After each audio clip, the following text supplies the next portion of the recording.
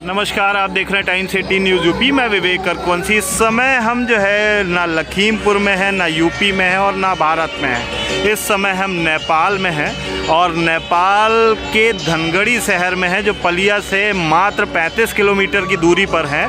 और उस धनगढ़ी में जो लोकल के लोग हैं, दुधवा नेशनल पार्क जो है टाइगर रिजर्व हमारे क्षेत्र में आता है और उसके जो लोग हैं, तहसील पलिया लगती, लखीमपुर डिस्ट्रिक्ट है, उसी में दुधवा नेशनल पार्क है। तो जो लोग हैं पलिया आदि क्षेत्रों के, बॉर्डर एरिया है, सटा हुआ है, तो वो लोग जो है यहाँ पहुँचते हैं और व्यापार का भी रोटी बेटी का रिश्ता है। तो उसी क्रम में आज हम आपको लेकर आए हैं। हमारे सामने देखिए सुदूर पश्चिम महोत्सव लगा है 2080।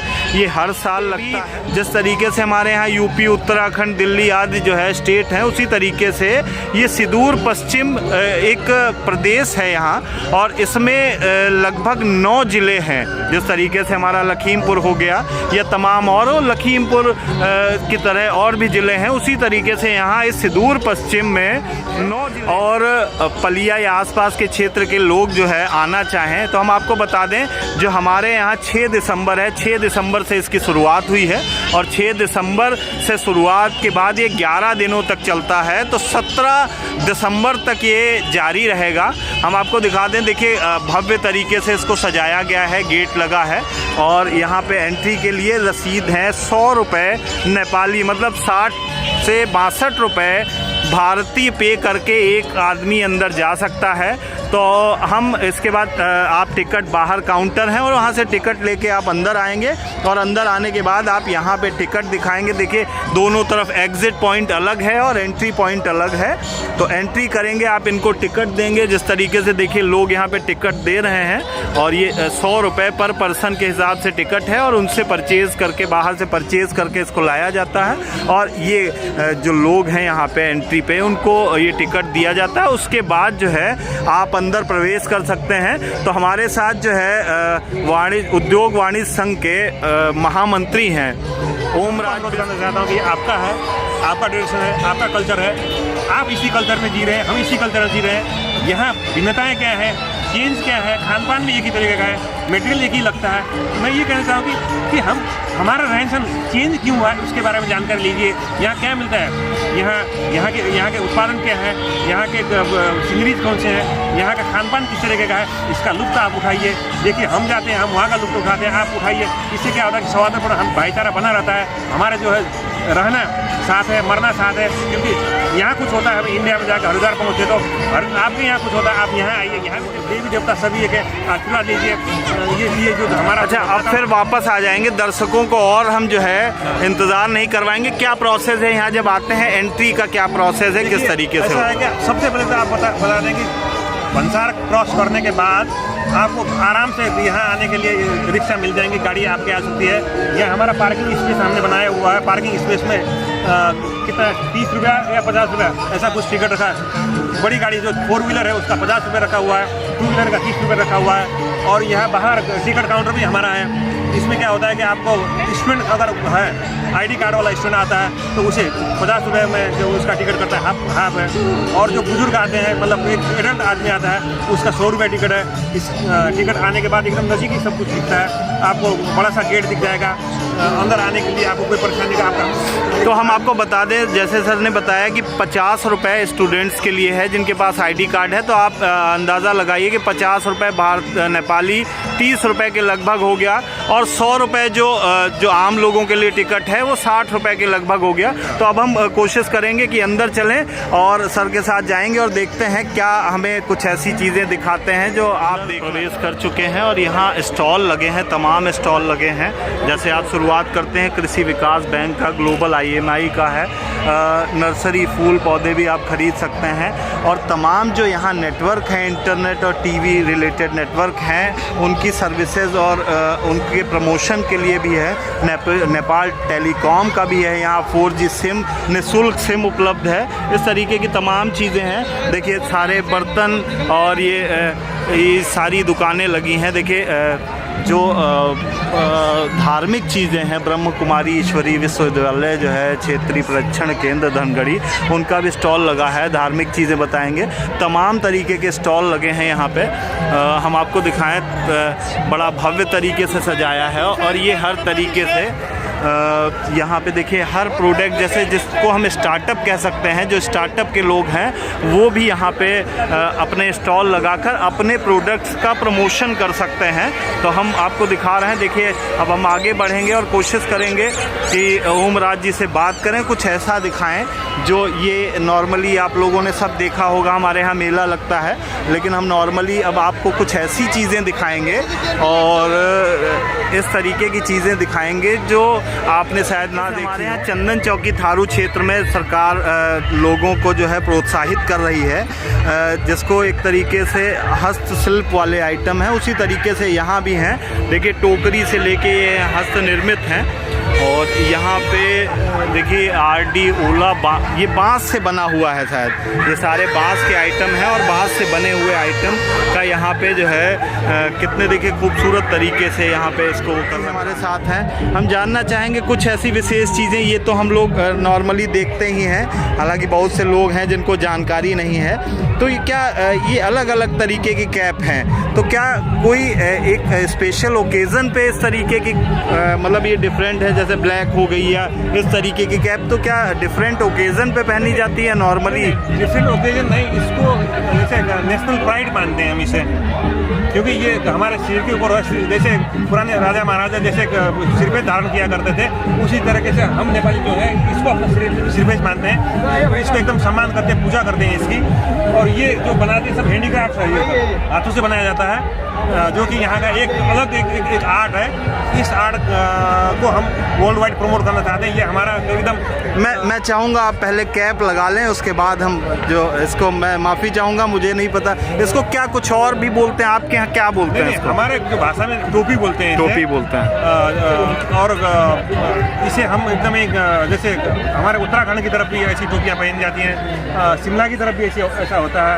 ये क्या है कि जैसे इंडिया के और स्टेट में जाएँ तो वहाँ क्या होता है कि वहाँ जो पहले लंबी वाली टोपियाँ पहनी जाती हैं, क्योंकि ये हर जगह का अपना ट्रेडिशन होता है, अपना कल्चर होता है और उसको सम्मान देने का तरीका फ़र्क होता है। ये हमारे लिए एकदम सम्मान की बात होती है। चलिए, तो हम और भी कुछ देखना चाहेंगे, इसके अलावा कुछ ऐसी चीज़ें हों जो हमें आप दिखा सकें, टोपी के अलावा कुछ ऐसी चीज़ें हों जो ट्रेडिशनल हैं। टोपी के अलावा ये है, ये हैंडीक्राफ्ट से बना हुआ ये टाई है। अच्छा, इसको धागा बोलते हैं हमारे नेपाली में। अच्छा, है ना।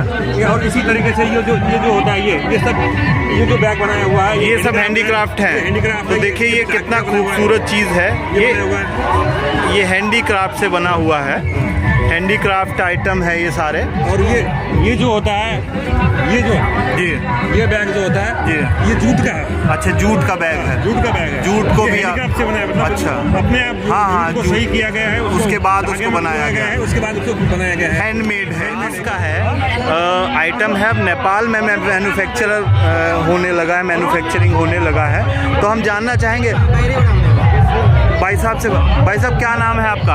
हजुर, नाम क्या है आपका? मेरो प्रदीप भण्डारी। अच्छा, कहाँ यहीं रहते हैं आप? काठमांडू। तो ये क्या रेट इस समय यहाँ पे चल रहा है? ब्रास का क्या रेट है? क्या सब चीज़ों का अलग अलग है? यो स्टलमा चाहिँ किलोको 3000ले बेचिरहेको छु मैले होइन। अनि यस्तो बाहिर मार्केट रेटमा त अब 34-35 केजीले चल्छ है। यो मेला अफर भरिलाई चाहिँ हामीले अब धेरै बेच्ने, थोरै नाफा खाने। 3000 रुपये बता रहे हैं, 3000 पर केजी नेपाली में। तो ये देखिए तमाम चीज़ें हैं।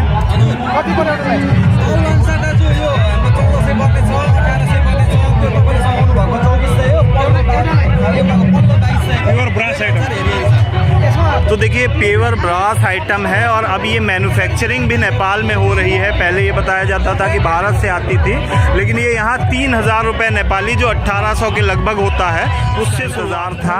वो यूनिक चीज़ें हम आपको दिखाते हैं। ये थारू गांव बोलते हैं इसको, थारू ट्रेडिशन जो होता है उसके लिए बताया है सारा। तो हम शुरुआत करते हैं घोड़ा घोड़ी भेंट घाट रेस्टोरेंट। तो यहाँ तमाम तरीके की नॉनवेज चीज़ें आपको यहाँ पे उपलब्ध हैं और हम आपको दिखाते हैं। देखिए मछली वगैरह है।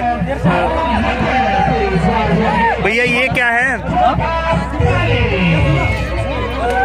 ये क्या है? ये है हैं?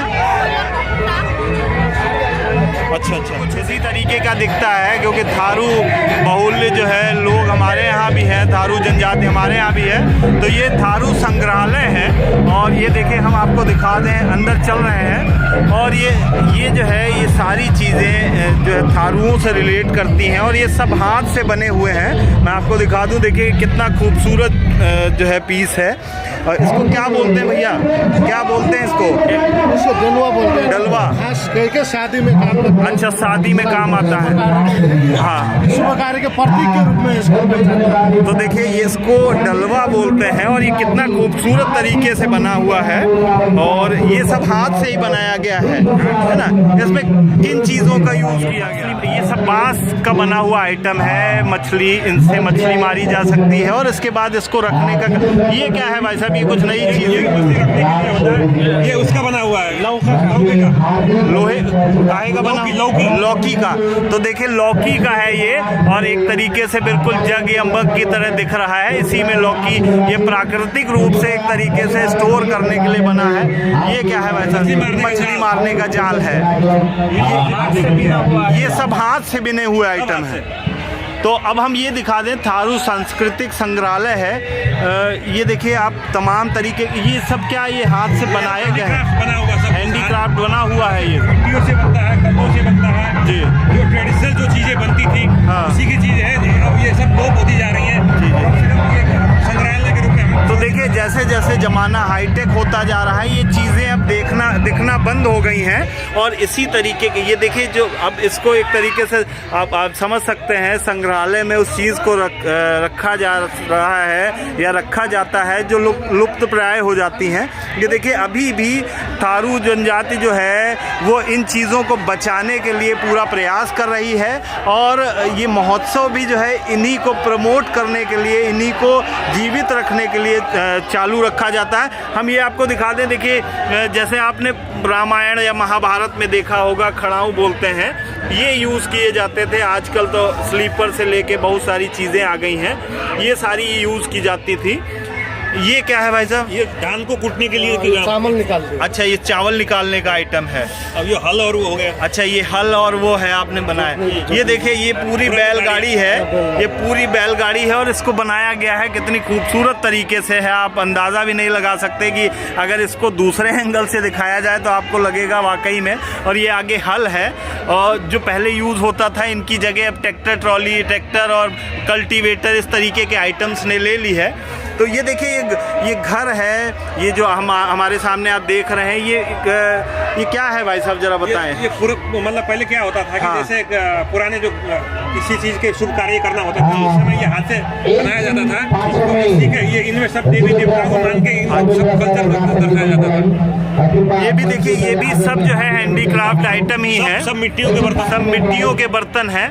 हम आगे चलेंगे। देखिए ट्रेडिशनल जो है इसको जीवित रखना बड़ा जो है कठिन काम होता है और हम धन्यवाद देना चाहेंगे धनगढ़ी व्यापार मंडल वाणिज्य संघ को कि इस तरीके के कार्यक्रम को आयोजित करके इस तरीके की चीज़ें जो हैं जो लुप्त प्राय हैं उनको जो है फिर से जान फूंकने और लोगों का उनके तरफ ध्यान आकर्षित करने के लिए इस तरीके की चीज़ें। देखिए अभी हम ये धान या कुछ रखने के लिए हमारे यहाँ भी मिट्टी के अभी भी बहुत जगह जो है ग्रामीण क्षेत्रों में आपको दिख जाएंगे और इनकी खासियत ये है कि इसमें आपका जो है अनाज खराब नहीं होता है और इतनी मजबूत होती हैं कि आजकल जो ड्रम चल रही हैं उनसे 4 गुना मजबूत हैं। और ये देखिए शायद बचपन में हमने भी देखा था कि खाना टांगने के लिए तो जब फ्रिज नहीं हुआ करते थे तो इन्हीं का यूज़ करते थे, इनको ऊंची जगह पे टांग देते थे इसी में बंद करके, जिससे जो है जानवर या कोई बिल्ली कुत्ता इस तरीके से मुंह ना मार पाए।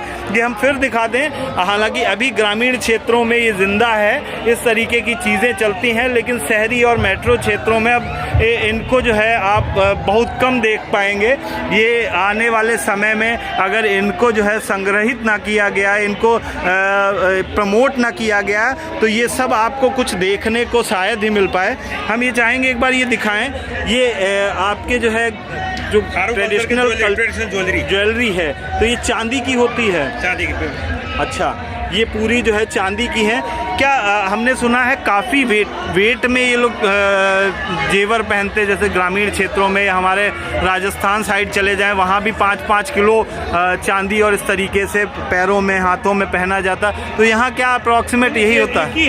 एक चीज़ आपको ये बता देना चाहता हूँ कि जैसे हमारे गौरीफंटा के उस पार का जो ग्रामीण क्षेत्र है, वहाँ के जो थारू समुदाय और यहाँ के थारू समुदाय एक ही है, और ये सब माइग्रेट होकर आए राजस्थान से। महाराणा प्रताप जिस समय लड़ाई लड़ रहे थे, जी, तो मुसलमानों से जब जिस समय लड़ाई हो रही थी उस समय बसने के लिए औरतों को और अपनी रानियों को और उनके साथ कुछ कामदारों को भेज दिया गया था, और वहाँ जब सब लोगों ने, सैनिकों ने और वो जो टास्क फोर्स था, उन्होंने शहादत प्राप्त करने के बाद ये लोग यहाँ आगे अपनी धार्मिक सुरक्षा के लिए जंगलों की तरफ लगे और यहाँ आगे बढ़ गए। आज के ये आदिवासी के रूप में इन्हें हम मानते हैं। तो देखिए इसी तरीके से कुछ समय पहले तक इसी तरीके के छप्पर नुमा जो जंगल से घास लाई जाती थी, इसी तरीके से पहले जो है तमाम हमारे भी ग्रामीण क्षेत्रों में थारू क्षेत्रों से इतर भी इसी तरीके के घर हुआ करते थे। लोग धूप से बचने के लिए, बारिश से बचने के लिए इसी तरीके से, और सबसे बड़ी खास चीज़ ये है कि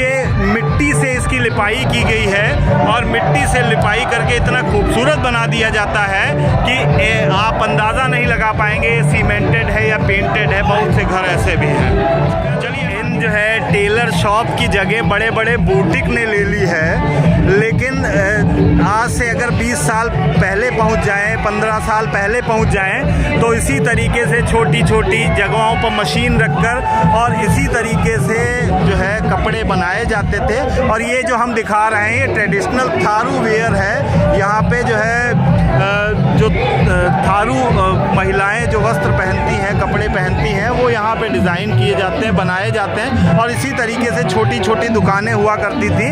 और ये देखिए सामने पूरे ये सर ये बिक्री के लिए है क्या? ये बेच रहे हैं या बना रहे हैं, क्या है ये? नहीं, ऐसा है कि इनका ये जो बुटीक है ये प्रमोट भी कर रहे हैं, अपने कल्चर को प्रमोट कर रहे हैं, साथ में जो पुरानी चीज़ें लुप्त होती जा रही है देशों को भी यूज करा रहे हैं, और साथ साथ में बुटीक ये बेचने का काम भी करते हैं। तो देखिए हमारा आपसे सबसे अनुरोध है कि एक बार ज़रूर धनगढ़ी में महोत्सव, सिदूर पश्चिम महोत्सव में आएँ, और जो लुप्त प्राय जो आप अब देखने को आपको बड़े बड़े शहरों में नहीं मिलता है, उन चीज़ों को देखें और उसमें कितना परिश्रम लगता था, और जो चीज़ें यहाँ आपको मिल जाएंगी वो शायद बड़े बड़े मॉल में हज़ारों रुपए देकर भी ना मिले, जिस बारीकी से इन चीज़ों को बनाया जा रहा है। देखिए ये भी सब हैंडमेड ही है, और ये सब यही लोग बनाते हैं छोटी छोटी जगहों से।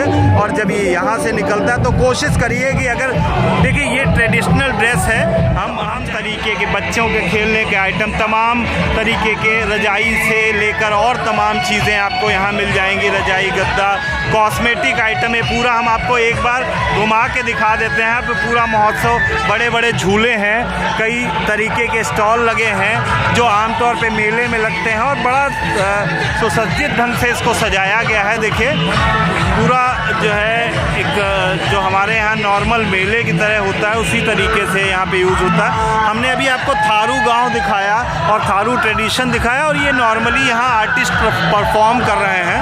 हालांकि आवाज़ बहुत है, शायद आवाज़ ना आ पाए, लेकिन हम आपको दिखाएंगे कि वीडियो किस तरीके से ट्रेडिशनल चीज़ें के साथ आते हैं, बच्चों के साथ आते हैं। तो तमाम तरीके के बड़े बड़े झूले यहाँ आपको मिल जाएंगे, और जिस तरीके से हम आपको दिखाएं, ये महोत्सव के अंदर जो है सांस्कृतिक कार्यक्रम, जो यहाँ फेमस आर्टिस्ट हैं, सिंगर हैं, उनके कार्यक्रम यहाँ चल रहे हैं। उससे पहले हमने जो दिखाया वो थारू गांव था, और वगैरह जाने की ज़रूरत नहीं। तमाम यहाँ पे इस तरीके से एडवेंचरस चीज़ें हैं, आपको भूत प्रेत और ये जो मॉलों में मिलता है उस तरीके की चीज़ें आपको यहाँ मिल जाएंगी।